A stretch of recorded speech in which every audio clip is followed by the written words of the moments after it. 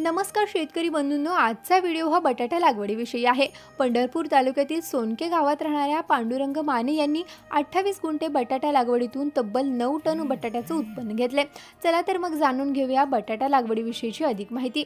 बटाटा लागवडीविषयी बोलताना ते सांगतात की सुरुवातीच्या काळात बटाटा लागवडीविषयी यांना कोणतीही माहिती नव्हती, त्यामुळे यूट्यूबच्या माध्यमातून बटाटा लागवडीविषयीची माहिती घेत उत्पन्न खर्च याचा संपूर्ण अभ्यास केला आणि एकंदरीत सर्व प्राथमिक माहिती घेतल्यानंतर त्यांनी बटाटा लागवडीस सुरुवात केली। बटाटा लागवडीसाठी त्यांनी 3700 रुपये क्विंटल याप्रमाणे 28 गुंठ्यासाठी 5.5 क्विंटल बटाट्याचे कंद विकत आणून त्याची शेतात लागवड केली।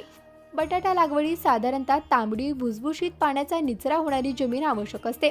बियाणाची लागवड करताना कंद जर लहान असतील तर ते अखंड लावावे, परंतु त्याची साईज मोठी असेल तर कट करून लावलं तरी चालतं। या लागवडी साधारणतः 2 सरीमधील अंतर हे 2.5 फूट असावं, तर 2 कंदामधील अंतर हे 6 इंच एवढं असावं। बटाटा लागवडीपासून कोंब जमिनीतून बाहेर यायला 25 दिवसाचा कालावधी लागतो। त्याचबरोबर बटाटा काढायला येण्यासाठी 3 महिने म्हणजेच 90 दिवसांचा कालावधी लागतो। बटाटा लागवडीत करपा अळी यांचाही प्रादुर्भाव होण्याची शक्यता असते, त्यामुळे यावरती वेळच्या वेळी औषध फवारणी करण्याची आवश्यकता असते। बटाट्याच्या पानाला आपण जेवढं जपू तेवढं चांगल्या प्रकारे जमिनीत बटाटा वाढतो।